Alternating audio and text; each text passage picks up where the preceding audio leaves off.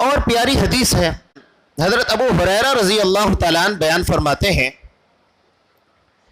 کہ وکلنی رسول اللہ صلی اللہ علیہ وسلم بحفظ زکوٰۃ رمضان، کہ حضرت ابو ہریرہ رضی اللہ تعالیٰ عنہ فرماتے ہیں کہ اللہ کے نبی صلی اللہ علیہ وسلم نے مجھے صدقہ فطر جمع کرنے کی ڈیوٹی دی تھی۔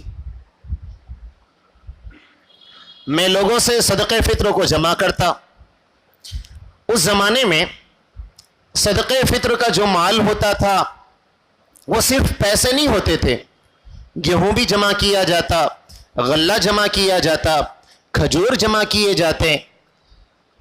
تو حضرت ابو ہریرہ رضی اللہ تعالیٰ عنہ کہتے ہیں اللہ کے نبی صلی اللہ علیہ وسلم نے مجھے ڈیوٹی یہ دی تھی کہ میں صدقہ فطر کو جمع کروں، اور میرا گھر 2 منزلہ تھا،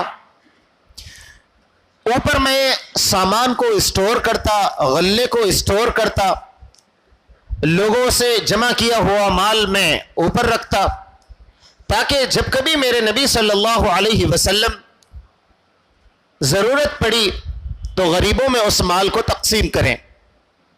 صحابی کہتے ہیں کہ فَأَتَانِي آتٍ، ایک دن ایک آدمی آئے رات کے وقت میرے گھر پر، فَجَعَلَ يَحْصُو مِنَ الطَّعَامِ، اور وہ جو غلہ میں نے جمع کیا ہوا تھا اس میں سے کچھ غلہ لے کر اپنی تھیلی میں ڈالنے لگے۔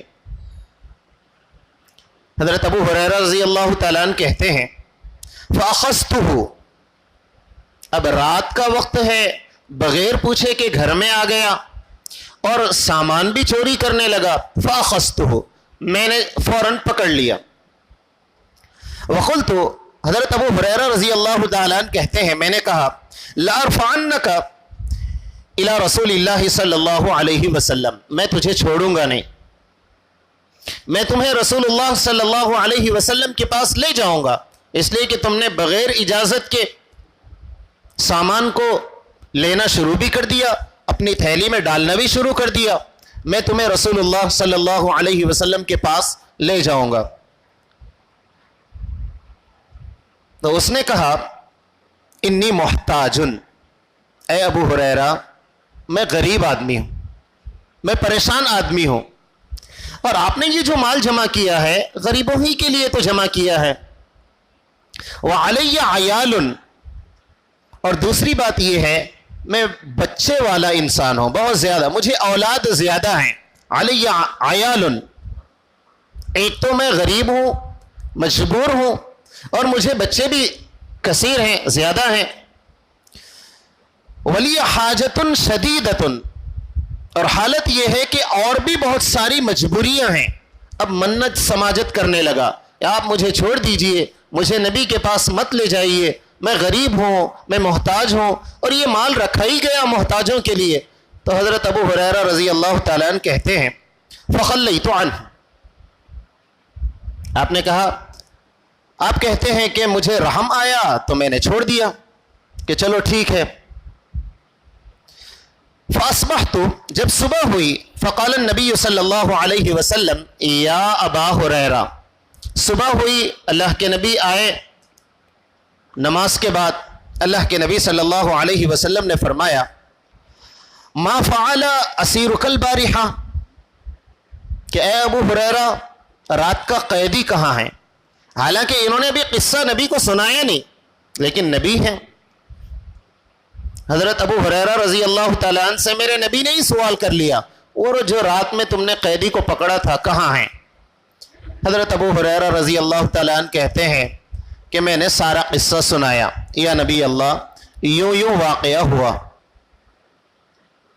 اللہ کے نبی صلی اللہ علیہ وسلم نے فرمایا اچھا دیکھو آج رات وہ پھر تمہارے گھر آئے گا۔ حضرت ابو ہریرہ کہتے ہیں اب رات میں مجھے نیند نہیں آئی، اس لیے کہ نبی نے فرمایا وہ پھر آئے گا۔ اب میں انتظار کرنے لگا، وہ پھر آیا اور پھر مال لینے لگا۔ میں نے اس کو پھر پکڑ لیا، جیسے ہی میں نے پکڑا اس نے کہا کہ دیکھو کل جو میں مال لے گیا تھا وہ میرے قرضوں میں اور جن کو ضرورت تھی دینا میں نے ان کو دے دیا. میرے بچے ابھی بھی پریشان ہیں, میں ابھی بھی محتاج ہوں, آپ مجھے چھوڑ دیجئے, میں آئندہ نہیں آؤں گا. پھر منت سماجت کرنے لگا. حضرت ابو ہریرہ کہتے ہیں مجھے رحم آ گیا, میں نے پھر چھوڑ دیا. صبح ہوئی, اللہ کے نبی صلی اللہ علیہ وسلم نے پھر پوچھا ابو ہریرہ قیدی کہاں ہیں؟ حضرت ابو ہریرہ کہتے ہیں میں نے سارا قصہ بیان کیا. اللہ کے نبی صلی اللہ علیہ وسلم نے فرمایا ابو ہریرہ آج رات وہ پھر آئے گا. اب حضرت ابو ہریرہ کہتے ہیں کہ اب رات بھر مجھے نیند نہیں آئی, میں انتظار کرنے لگا, وہ پھر آیا, میں نے اس کو پھر پکڑ لیا. اب وہ پھر منت سماجت کرنے لگا. میں نے کہا ھذا آخر ثلاث مرات, یہ تیسری مرتبہ ہے, یہ پہلی مرتبہ نہیں ہے, یہ تیسری مرتبہ ہے. انک تزعم لا تعود ثم تعود, تم کہتے ہو میں نہیں آؤں گا اور پھر آ جاتے ہو, وعدہ کرتے ہو کہ میں نہیں آؤں گا اور پھر آ جاتے ہو, اور یہ تیسری مرتبہ ہے, میں تمہیں چھوڑوں گا نہیں. تو اس نے کہا دعنی, قال, اس نے کہا دعنی, آپ مجھے چھوڑ دیجئے. اعلمک کلمات ینفعک اللہ بہا, میں آپ کو چند کلمات سکھاؤں گا جس سے اللہ آپ کو بہت زیادہ نفع دیں گے. اب یہ جو صحابی تھے عالم تھے,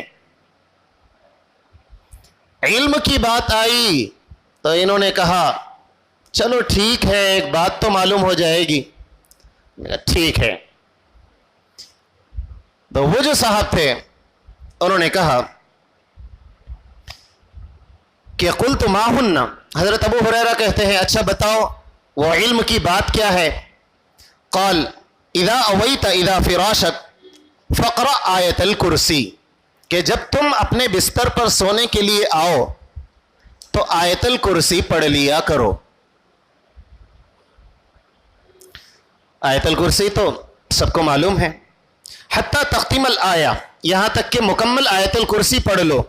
فإنک لن یزال علیک من اللہ حافظ, فائدہ کیا ہوگا؟ فائدہ یہ ہوگا کہ اللہ ایک فرشتے کو نازل کریں گے, وہ فرشتہ آئے گا اور رات بھر تمہاری نگرانی کرے گا, پوری رات. عمل کیا ہے؟ آیت الکرسی پڑھنا ہے. ولا یقربک شیطان, اور تمہارے قریب شیطان کو وہ فرشتہ آنے نہیں دے گا. حضرت ابو ہریرہ کہتے ہیں میں نے اس کو پھر چھوڑ دیا, اس لیے کہ وعدہ کیا تھا.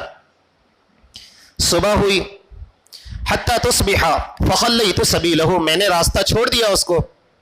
فقال النبی صلی اللہ علیہ وسلم, اللہ کے نبی نے پوچھا ابو ہریرہ وہ رات کا قیدی کہاں ہے؟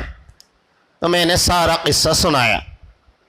اللہ کے نبی صلی اللہ علیہ وسلم فرماتے ہیں اما انہ قد صدق وہو کذوب, ابو ہریرہ اس نے جو کہا وہ بالکل سچ کہا, لیکن وہ بہت بڑا جھوٹا تھا.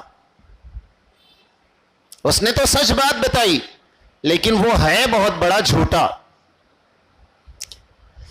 پھر اللہ کے نبی صلی اللہ علیہ وسلم نے فرمایا تعلم من تخاطب مذ 3 لیال, ابو ہریرہ تم جانتے بھی ہو 3 راتوں سے جس کو تم پکڑ رہے ہو, باتیں کر رہے ہو, وہ کون ہیں؟ قال اللہ, حضرت ابو ہریرہ کہتے ہیں یا نبی اللہ مجھے نہیں پتا. اللہ کے نبی صلی اللہ علیہ وسلم نے فرمایا ذاک شیطان, وہ انسان نہیں تھا, وہ شیطان تھا. کون تھا؟ اپنے پاس شیطان آیا تو اپن بولتے صاحب میرے کو چھوڑ دو. آپ کو چھوڑنا کہاں ہے صاحب, میرے کو چھوڑ دو, کیسا بھی کر کے یہاں سے چلے جاؤ. صحابی ہیں. اللہ کے نبی صلی اللہ علیہ وسلم نے فرمایا وہ شیطان تھا.